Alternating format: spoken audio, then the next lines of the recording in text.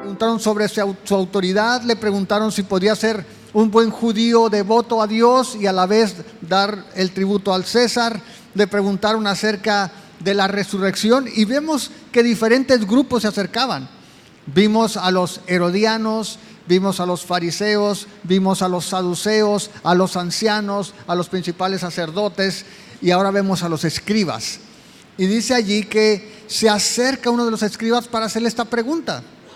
Ahora, la pregunta parece muy sencilla, porque el saber, el comparar las cosas es algo muy natural en nosotros.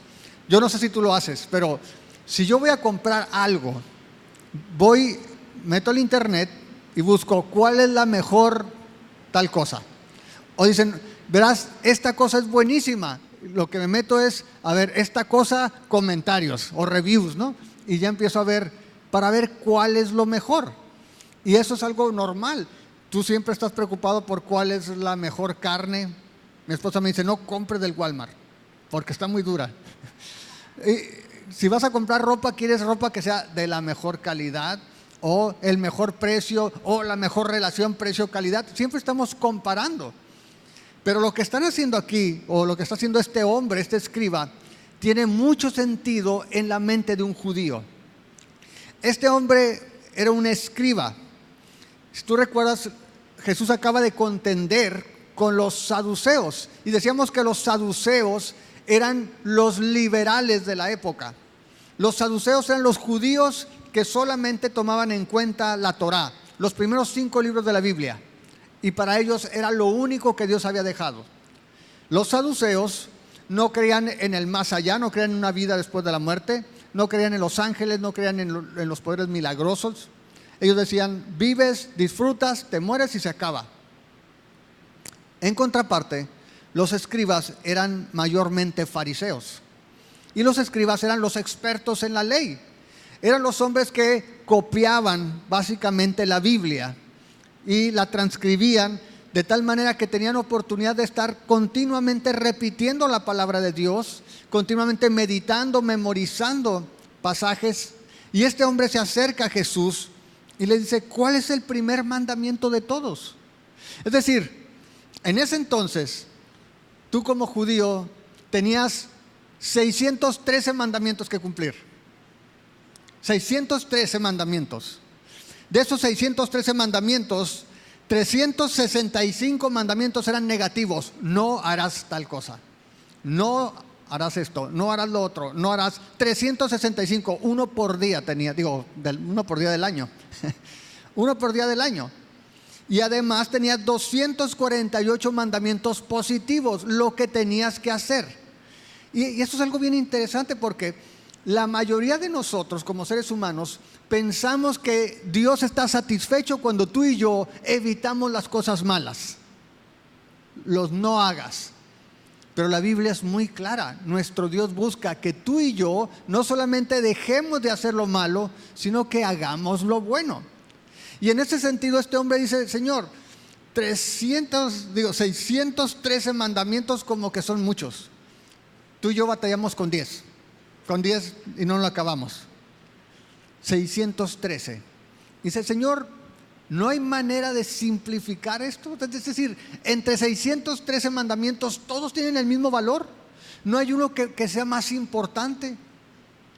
Ahora, no olvides que estos hombres se acercaban a Jesús no con buenas intenciones.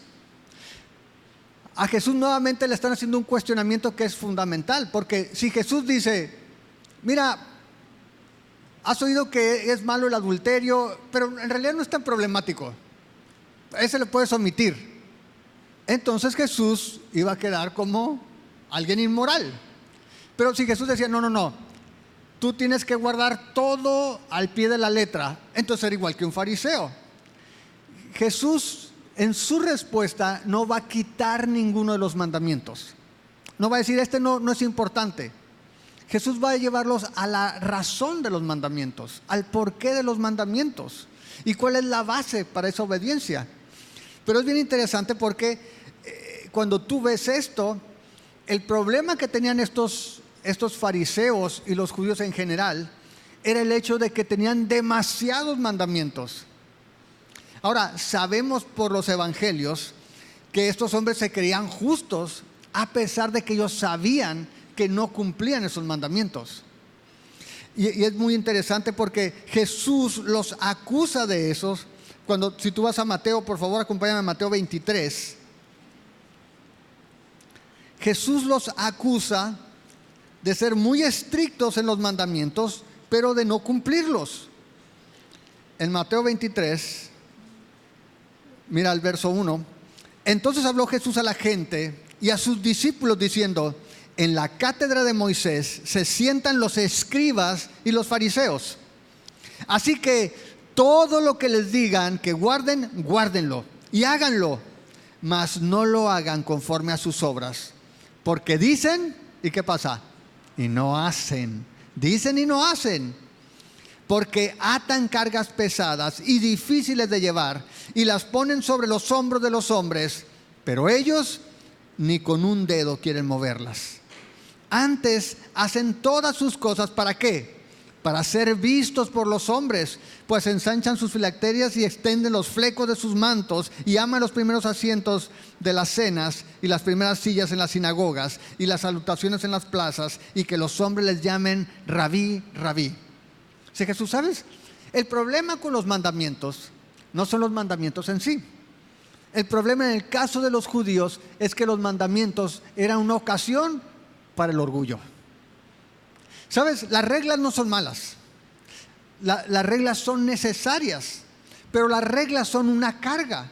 Las reglas de alguna manera son una carga, sean en la escuela, sean en la casa. Yo cuando estaba en la secundaria, estuve en la secundaria en la Federal 1 en Obregón, y los hombres teníamos que usar el uniforme, la lona le decíamos, ¿no? La lona era el uniforme, manga larga y todo, color cemento, con la letra de tu salón y el color de tu grupo, ya sabes. Pero además teníamos que llevar zapatos negros, cinto siempre fajado y cabello corto. Y en más de una ocasión tuve que brincarme la barda porque no traía corto el cabello. Las reglas no son malas, pero son una carga. Y en el caso de los judíos, 613 leyes eran una carga pesada.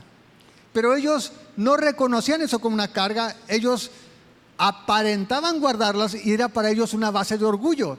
Así como cuando en el salón tú te portas bien y el maestro te pone de ejemplo, aunque sabes que es lo peor, pero en el salón eres el mejor entre los peores.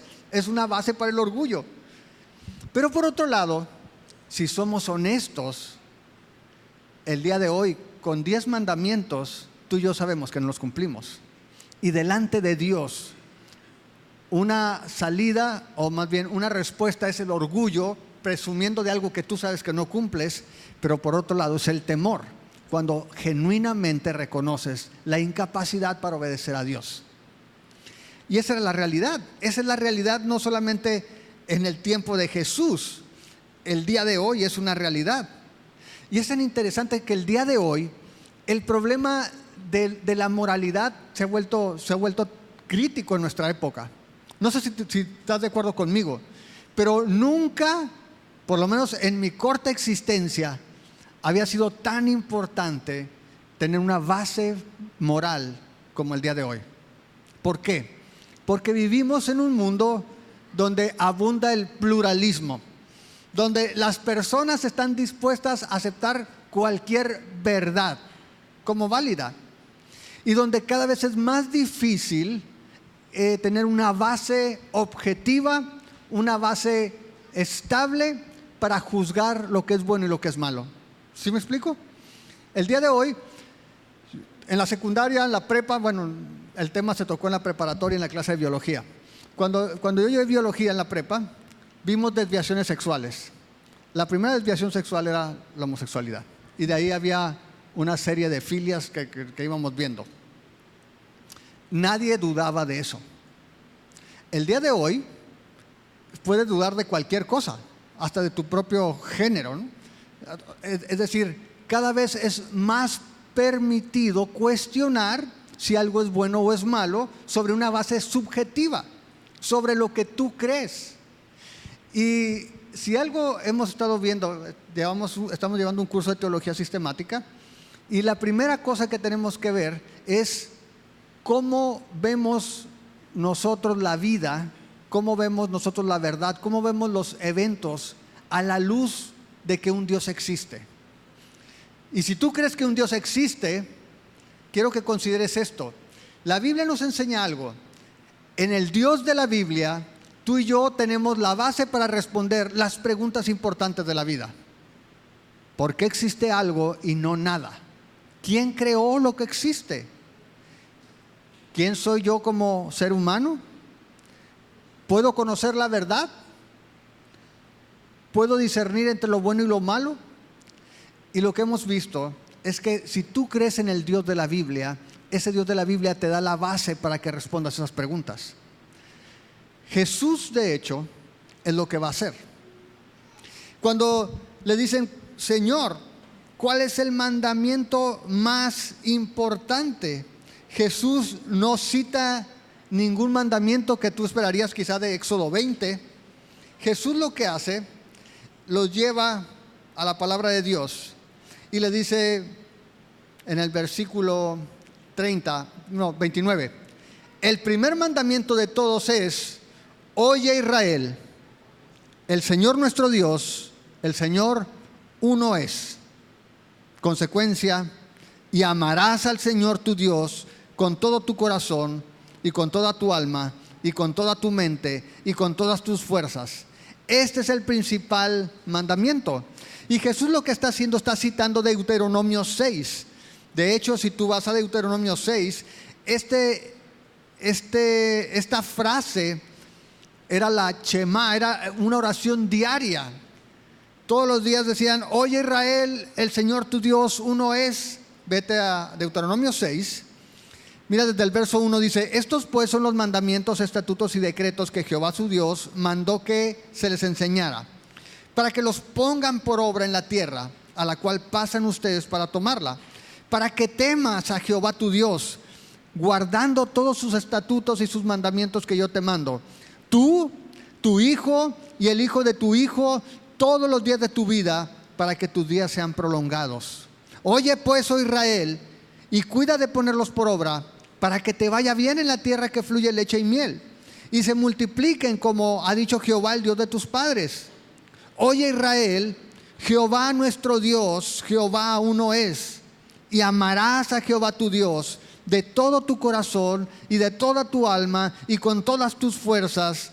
Y estas palabras que yo te mando hoy estarán sobre tu corazón, y las repetirás a tus hijos, y hablarás de ellas estando en tu casa y andando por el camino y al acostarte y cuando te levantes, y las atarás como una señal en tu mano y estarán como frontales entre tus ojos, y las escribirás en los postes de tu casa y en tus puertas. Es decir, no se te olvide, no se te olvide esto.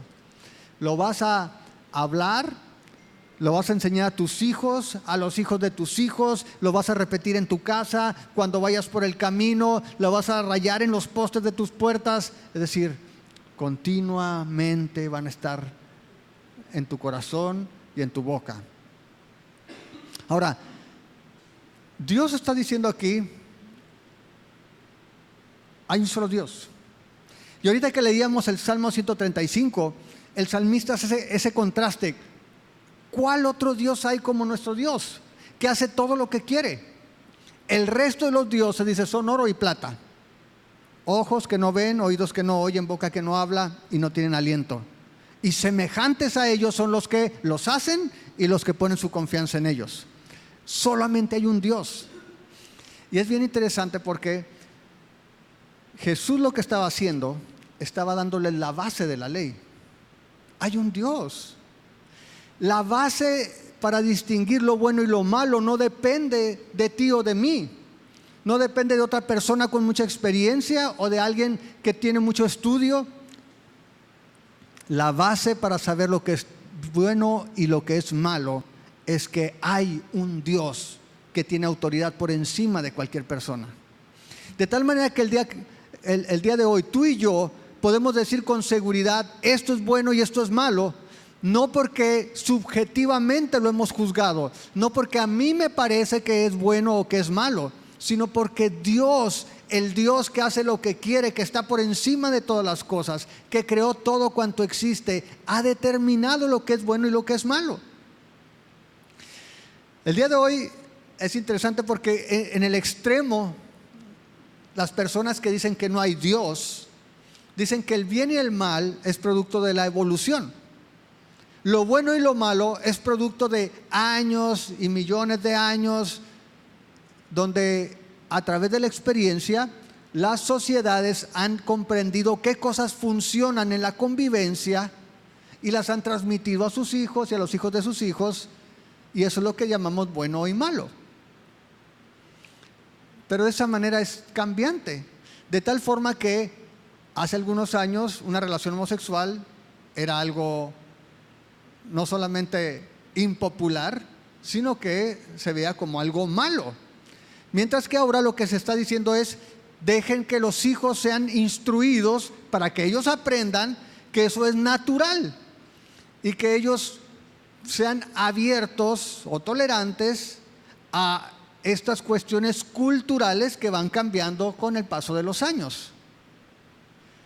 Pero si vas a la Biblia lo que nos dice es que este Dios que creó todas las cosas es el Dios que no cambia, que sus valores son eternos, que Él es el único que puede decir lo que es bueno y lo que es malo, porque Él es el que conoce todas las cosas, y porque en última instancia todo lo bueno, ¿de dónde surge? De Él. Todas las cosas buenas surgen de Él. Así que Jesús, cuando le dicen: dime, maestro, esto está muy complicado, 613, ¿cómo lo podemos simplificar? Jesús le dice: muy fácil, ama al Señor tu Dios. Hay un Dios y tienes que amarlo. Y tienes que amarlo con todo lo que tú eres.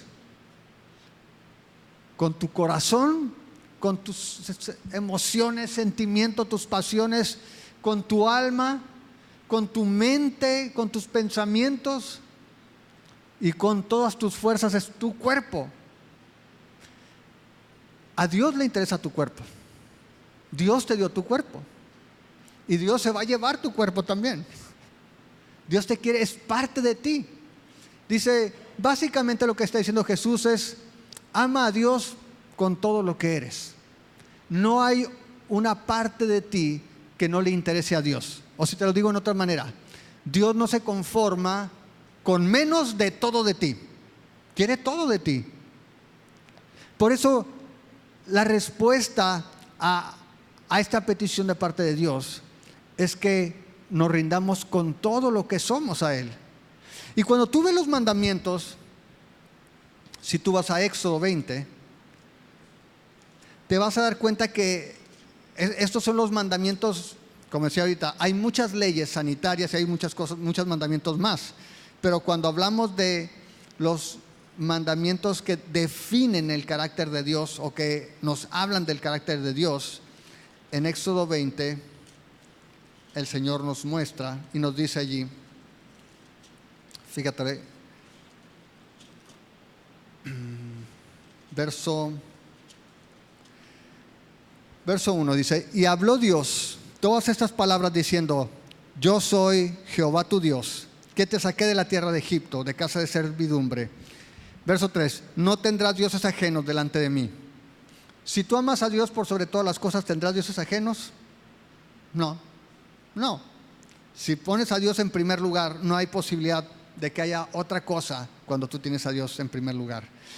Número 4 dice: no te harás imagen ni ninguna semejanza de lo que está arriba en el cielo, ni abajo de la tierra, ni en las aguas, ni debajo de la tierra. Dice: no te inclinarás a ellas, ni las honrarás, porque yo soy Jehová tu Dios, fuerte, celoso, que visito la maldad de los padres sobre los hijos hasta la tercera y cuarta generación de los que me aborrecen, y hago misericordia a millares, a los que me aman y guardan mis mandamientos. Ok, si Dios es primer lugar, ¿vas a hacerte imágenes y vas a adorar a otros dioses? No lo vas a hacer.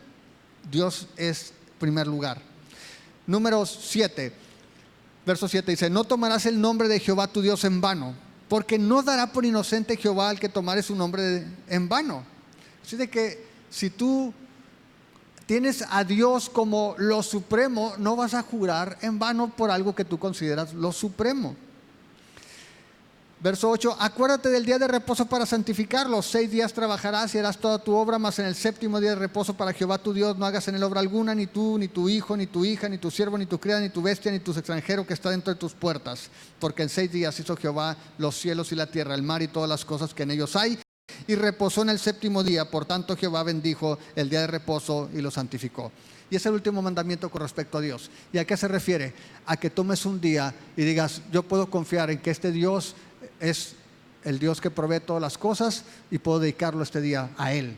No es tanto solamente dar ese día a Él, sino que tú puedas tomar ese día para descansar, cumpliendo o confiando en que Él va a cumplir su palabra también de proveerte.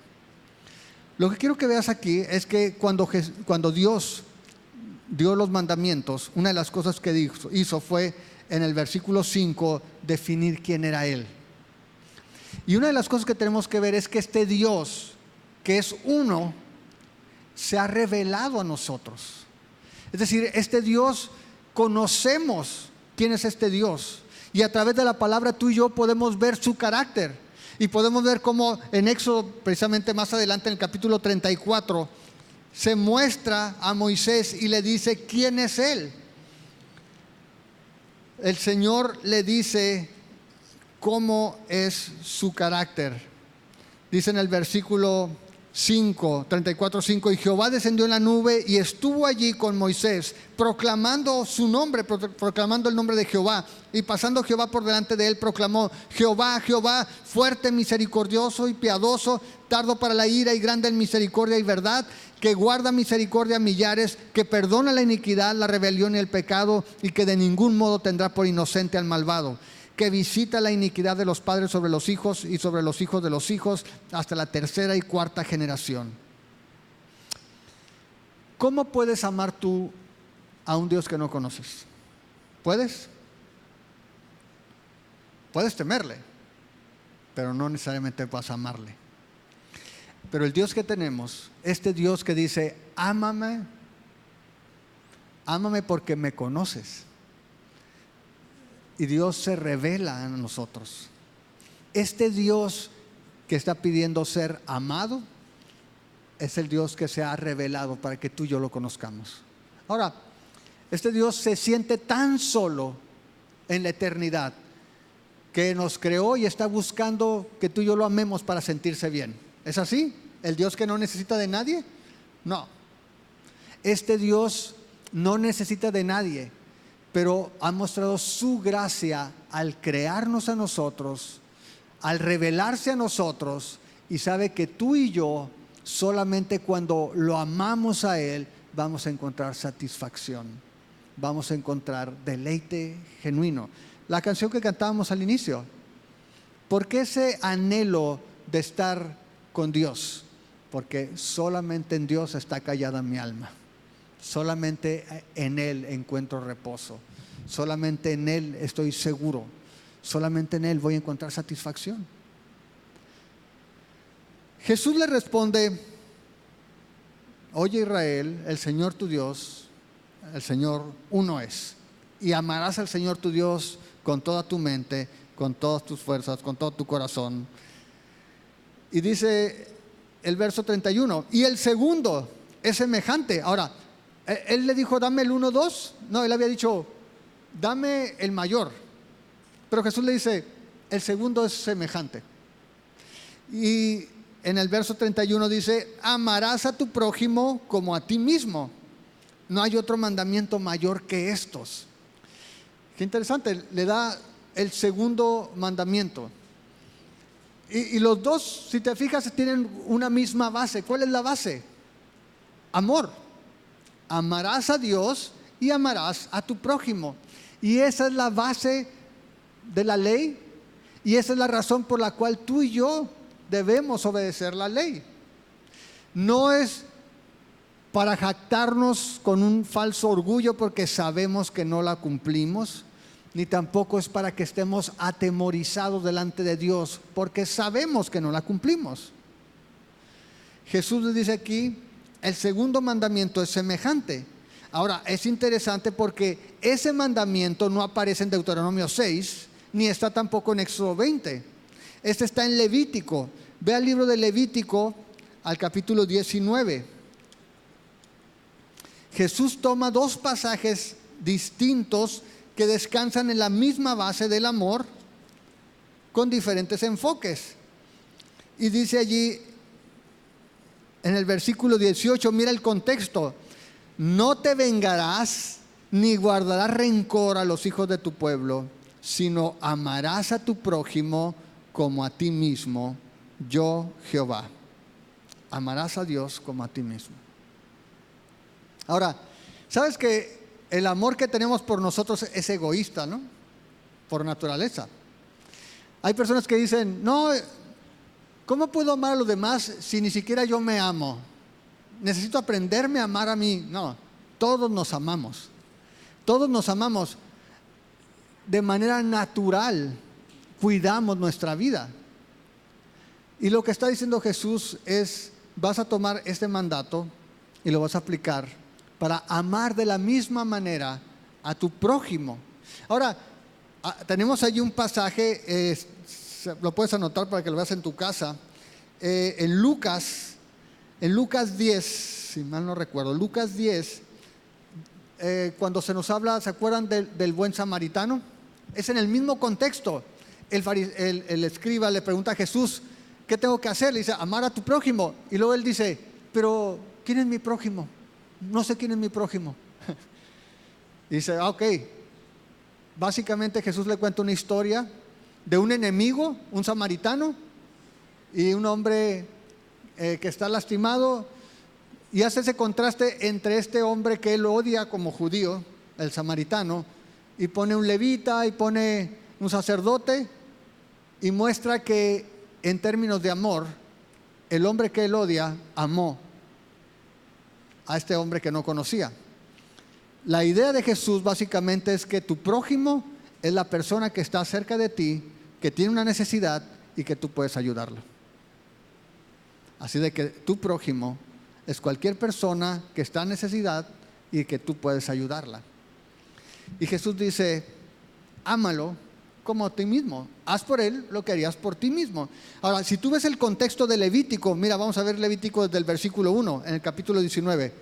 Dice, habló Jehová a Moisés diciendo, habla a toda la congregación de los hijos de Israel y diles, santos serán, porque santo soy yo Jehová su Dios.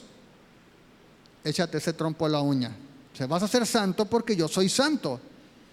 Verso 3, cada uno temerá a su madre y a su padre. Lo va a honrar. Y mis días de reposo guardarán. Yo Jehová su Dios. No se volverán a los ídolos, ni harán para ustedes dioses de fundición. Yo Jehová su Dios. Y cuando ofrezcan sacrificio de ofrenda de paz a Jehová, ofrécenlo de tal manera que sean aceptos. Será comido el día que lo ofrezcan y el día siguiente, y lo que queda para el tercer día será quemado en fuego. Y si se comiera el día tercero, será abominación, no será acepto. Y el que lo coma llevará su delito, por cuanto profanó lo santo de Jehová, y la tal persona será cortada de su pueblo. Cuando ciegues la mies, mira el verso 9, cuando ciegues la mies de tu tierra, no cegarás hasta el último rincón de ella, ni espigarás tu tierra cegada, y no rebuscarás tu viña, ni recogerás del fruto caído de tu viña. Para el pobre y para el extranjero lo dejarás, yo Jehová tu Dios. ¿Se acuerdan de Ruth? Cuando Ruth llega al campo y dice, ¿nos dejas agarrar las espigas que se caigan? Adelante. Era instrucción de parte de Dios. Vas a cuidar a los extranjeros y a las viudas. Los vas a dejar algo para que ellos cosechen de tu campo. Luego dice el verso 11, no vas a robar, no vas a engañar, ni se van a mentir el uno al otro. No vas a jurar falsamente por mi nombre, profanando así el nombre de tu Dios, yo Jehová. No oprimirás a tu prójimo, no le robarás, no retendrás el salario del jornalero en tu casa hasta la mañana, no maldecirás al sordo y delante del ciego no pondrás tropiezo, sino que tendrás temor de tu Dios, yo Jehová. No harás injusticia en el juicio, ni favoreciendo al pobre, ni compadeciendo al grande, con justicia juzgarás a tu prójimo. No andarás chismeando entre tu pueblo. No atentarás contra la vida de tu prójimo, yo Jehová. No aborrecerás a tu hermano en tu corazón. Razonarás con tu prójimo para que no participes de su pecado. No te vengarás ni guardarás rencor a tus hijos de tu pueblo, sino amarás a tu prójimo como a ti mismo, yo Jehová. ¿Te das cuenta que en el contexto amar a tu prójimo implica acciones? No mientas, no robes, no seas injusto, no chismees, no le guardes rencor a tu hermano, arréglate con él para que no participe de su pecado. No maldigas al sordo, no pongas tropiezo al ciego, teme a Dios, no retengas el salario del jornalero, no oprimas al prójimo, no jures falsamente. Esas acciones. Y lo que está diciendo Jesús es, ¿quieres resumir la ley? Olvídate de los 613, te voy a dejar 2. Ama a Dios y ama a tu prójimo. Y el fariseo al escuchar eso hizo, ay, me quitaste una carga de encima. ¿Sí? ¿Sí? Levanta tu mano si amas a Dios por encima de todas las cosas. ¿Sí? ¿No tienes ídolos? ¿Nunca pecas porque amas a Dios por encima de todas las cosas? ¿Nunca mientes porque amas a Dios por encima de todas las cosas? ¿Nunca le fallas porque tú tienes a Dios siempre encima en todas tus decisiones, en todas tus acciones? Familia, los torció. Lo torció a este escriba. Porque en última instancia, lo que Jesús le está diciendo no son mandamientos distintos. Es el corazón de donde surgen todos los mandamientos. Vete a Éxodo 20 y no matar, no robar, viene de amar a tu prójimo. No tener ídolos viene de amar a Dios.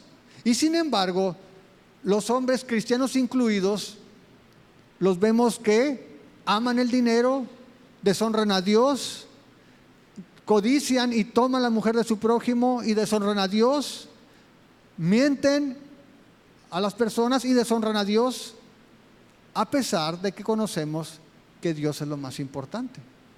Y lo que Jesús está haciendo, está correlacionando, dice, si tú reconoces que hay un Dios, y si tú crees que este Dios se ha revelado, si tú tienes esta relación de amor vertical, entonces no vas a tener problema en tu relación horizontal. Si tú amas a Dios de esta manera, no vas a batallar para amar a tu prójimo. Pero si no amas a Dios de esta manera, va a ser evidente. Si no amas a Dios, ¿cómo vas a amar al prójimo? Si Dios, que es santo y es perfecto, no lo amas de esta manera, ¿cómo vas a amar a la persona que está enseguida, que es imperfecta, que falla y que incluye a tus enemigos? Lo que Jesús estaba diciendo era radical. Es un amor radical. Es un amor que tú y yo no vemos fuera de Dios, y no lo vas a encontrar fuera de Dios. De tal manera que cuando el escriba escucha esas palabras, si tú regresas, dice en el verso 32, entonces el escriba le dijo, bien maestro, verdad has dicho que uno es Dios y no hay otro fuera de él. Pero mira lo que dice después, verso 33, y el amarle con todo el corazón, con todo el entendimiento, con todo el alma y con todas las fuerzas, y amar al prójimo como uno mismo, es más que todos los holocaustos y sacrificios. Y vemos en la Biblia continuamente a Dios insistiendo en este punto. Quiero misericordia, quiero amor antes que sacrificios. Continuamente lo encontramos en diferentes pasajes. Y sin embargo, después Él mismo reconoce, no importan los sacrificios y los holocaustos, para Dios el amor excede estas cosas. ¿Y sabes qué estaba haciendo este hombre? Sin querer, estaba dándole la razón a Jesús. Jesús, no lo olvides, acaba de maldecir el templo. Acaba de decir, esto es vacío. Hay mucho holocausto, hay mucho sacrificio, hay mucho humo, mucho ruido, mucho movimiento, mucha gente, pero no hay fruto, no hay sustancia. Y la pregunta para ti, para mí, o las preguntas es, si tú amas de esta manera, ¿amas a Dios con esta pasión? ¿Amas a Dios no solamente para decir que es lo primero, sino que tienes un afecto intenso para este Dios? de tal manera que tu vida muestra lealtad a este Dios, donde no hay traición en tus deseos con los deseos de Dios. Puedes decir que nunca lastimas a Dios en el sentido de que nunca haces algo que lo moleste, que nunca lo resistes, es decir, que siempre lo obedeces. No solamente lo obedeces, sino que lo disfrutas. Puedes decir que disfrutas a Dios mientras lo obedeces. Incluso lo presumes, como decía Pablo. El que se gloría, gloríese en el Señor. Jeremías dijo: si te vas a jactar, jáctate no en tu riqueza, no en tu poder, no en tu fuerza, sino en conocerme.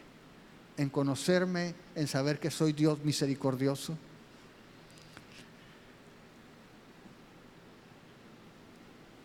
No se le puso más fácil, se le puso más difícil, porque ya no era solamente la obediencia, sino que era la obediencia por amor.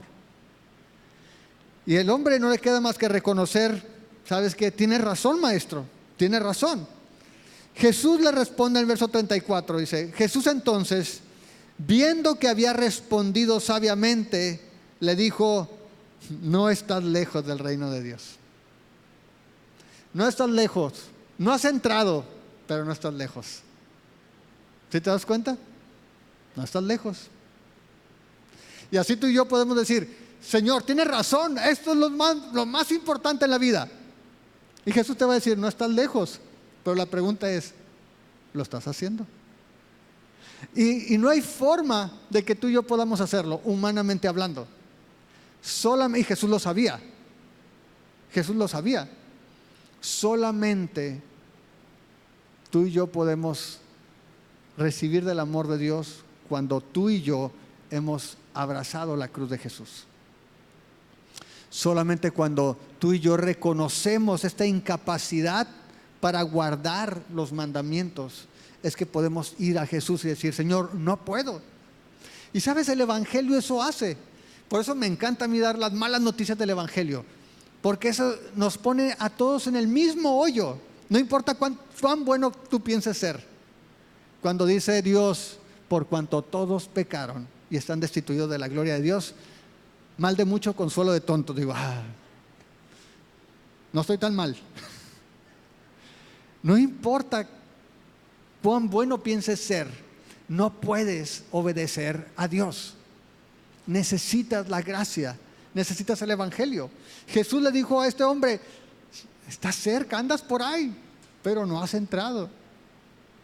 Solamente cuando tú y yo vemos el Evangelio, ese orgullo falso de ser bueno tiene que ser destruido, tiene que ser quitado, para reconocer la necesidad que tenemos de la gracia y el perdón de parte de Dios.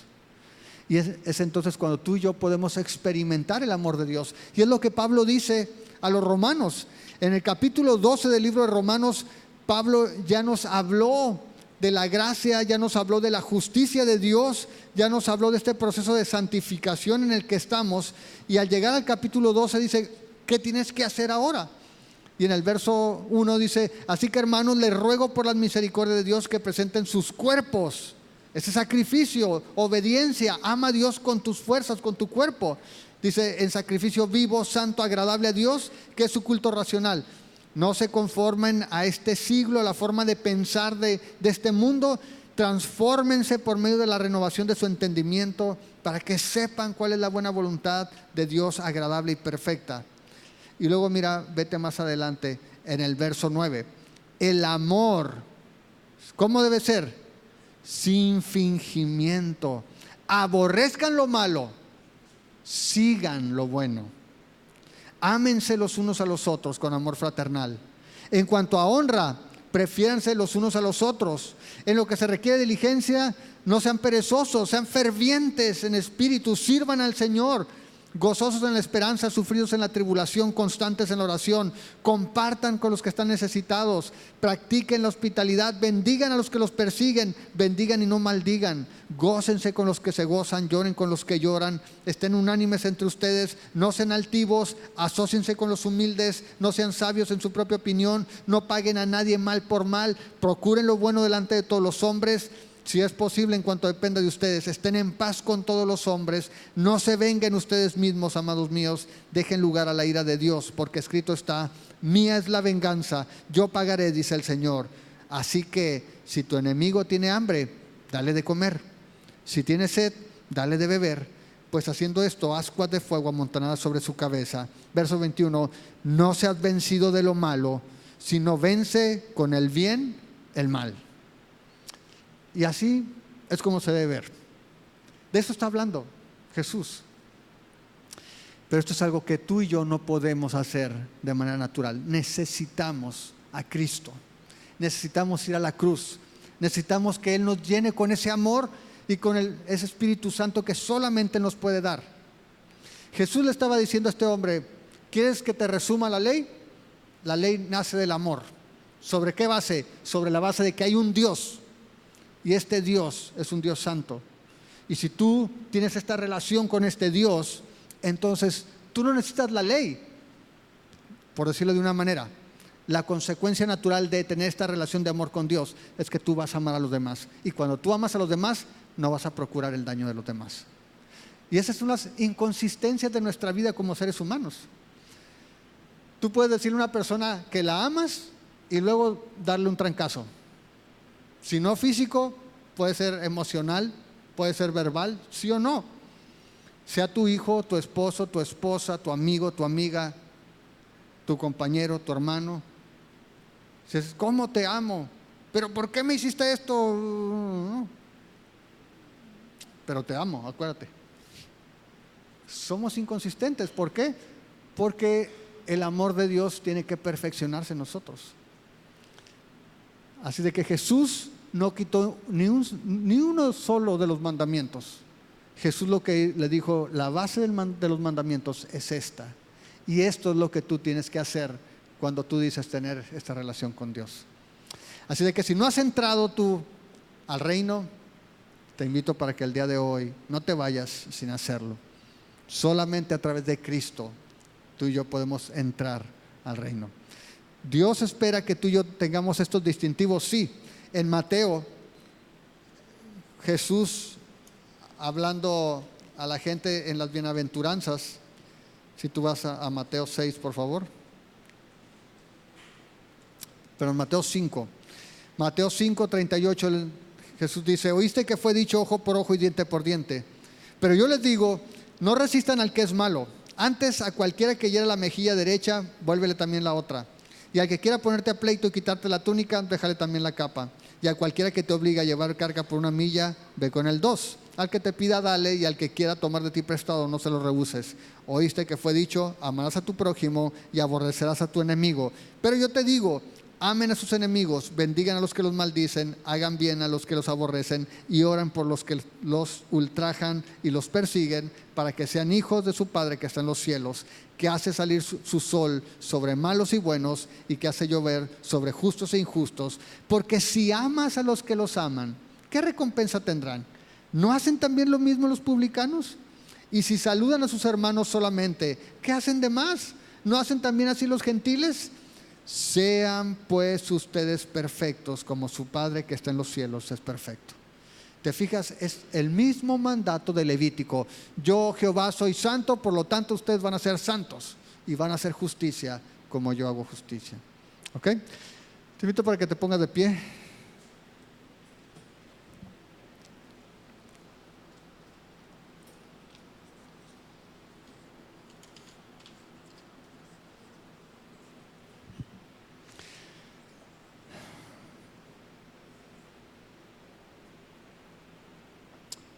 Como vimos ahí, no necesitas 613 mandamientos para darte cuenta que le fallamos a Dios.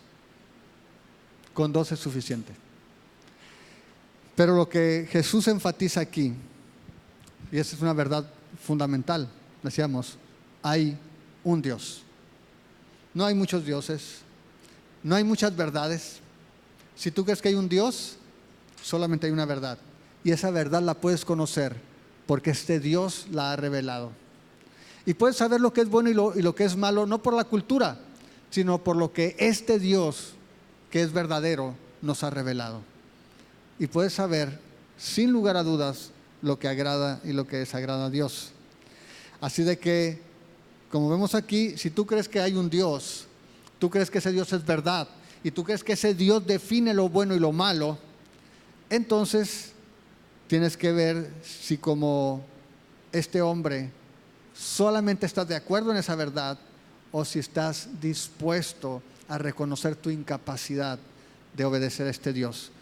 Jesús le dijo: estás cerca, no estás lejos, pero la pregunta es si tú vas a dar el paso el día de hoy para entrar al reino de los cielos. Y eso solamente por medio de Jesús. Te invito a que cierres tus ojos, Padre. Te damos gracias, Señor, por tu palabra, y te pedimos para que tú hables a nuestro corazón a través de ella, que nos muestres la necesidad que tenemos todos los hombres, Señor, de tu gracia. Necesitamos tu gracia porque somos incapaces de obedecer tus mandamientos. De manera natural somos incapaces de amarte por encima de todas las cosas, Señor, porque amamos tantas cosas. A veces, Señor, tendemos a amarnos más a nosotros mismos que a ti. Cuando ponemos nuestros deseos antes que tu voluntad, cuando ponemos nuestro deleite antes que tu voluntad, cuando escogemos aquello que queremos nosotros por encima de lo que tú quieres. Señor, la realidad nos acusa. Danos un corazón, Señor, sin orgullo, para reconocer que te necesitamos a ti, que no amamos a nuestro prójimo tampoco como nos amamos nosotros, que normalmente, Señor, ofendemos y normalmente, Señor, pensamos que son otros los que nos deben disculpas a nosotros. Somos tan sensibles a las ofensas de otros y somos tan insensibles para pedir perdón y reconocer nuestros errores. Señor, ayúdanos, que por medio de tu gracia seamos transformados, Señor, por el poder de tu palabra y tu Espíritu Santo. Y si hay personas aquí que no se han acercado a ti, Señor, que el día de hoy puedan ver que Jesús para eso murió, para perdonar nuestros pecados y para darnos acceso a tu presencia, para que tu Espíritu Santo more en nosotros, para que tu amor sea derramado en nosotros, para que seamos perfeccionados en el amor y podamos amarte a ti y amar a nuestro prójimo, Señor. Te lo pedimos todo esto en el nombre de Jesús y te damos gracias, Señor. Amén.